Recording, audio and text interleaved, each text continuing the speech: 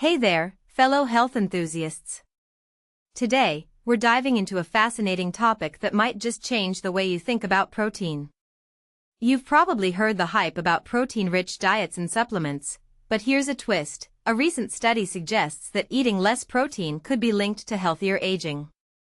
Let's unravel this intriguing concept and explore why the evidence might not be as straightforward as it seems. First off, let me say that the idea of protein restriction for longevity is definitely an attention grabber. It challenges our conventional wisdom about nutrition and makes us question what we thought we knew. But, as with any scientific discovery, we need to dig deeper and consider the full picture. So, what exactly did this new review uncover? Well, it analyzed over 350 studies, mostly on animals, and found that reducing protein intake might slow down the aging process in cells. This is based on the observation that animals with lower protein diets often lived longer and showed signs of healthier aging. But here's the catch: these findings are primarily from studies on mice, rats, flies, and yeast. And while these creatures are our scientific buddies, their biology is vastly different from ours. You see, humans are complex creatures, and our bodies don't always react the same way as these tiny lab animals. We live in diverse environments, have unique genetic makeup, and our diets are influenced by cultural and personal preferences.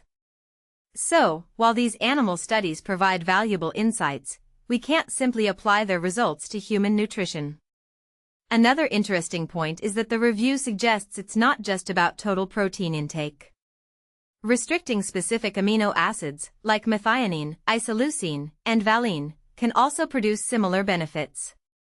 This adds another layer of complexity to the protein puzzle. Now, let's talk about human studies. The evidence here is limited, and the studies that do exist have only short-term follow-ups. This means we can't draw conclusions about the long-term effects of protein restriction on human lifespan or healthy aging.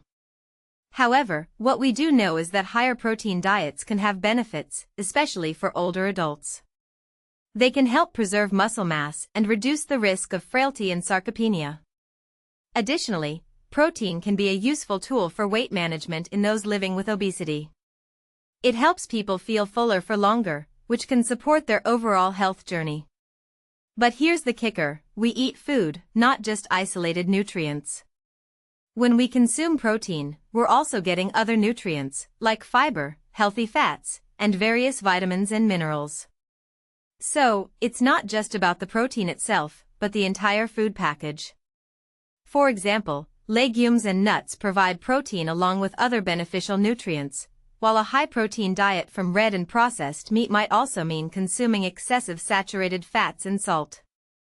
Large studies have shown that eating a lot of animal protein, especially red and processed meat, is linked to worse health outcomes and early death. But these studies can't definitively prove that it's the protein itself causing these issues. It could be other factors, like the overall diet or the presence of other harmful compounds in these meats. This brings us to an important point: longevity is about more than just protein. It's a multifaceted concept that involves various aspects of our lifestyle.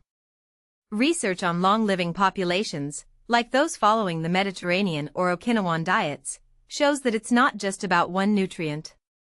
These diets provide a balanced approach, focusing on a variety of healthy foods and limiting certain less healthy ones. The Mediterranean diet, for instance, contains moderate amounts of protein from legumes, fish, and nuts, along with plenty of vegetables, fruits, whole grains, and olive oil.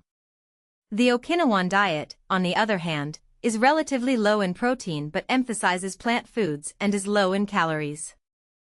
Both of these diets are associated with healthy aging and longer lifespans, demonstrating that it's not just about protein restriction. It's about a holistic approach to nutrition and lifestyle. So, should you start cutting back on protein? Not so fast.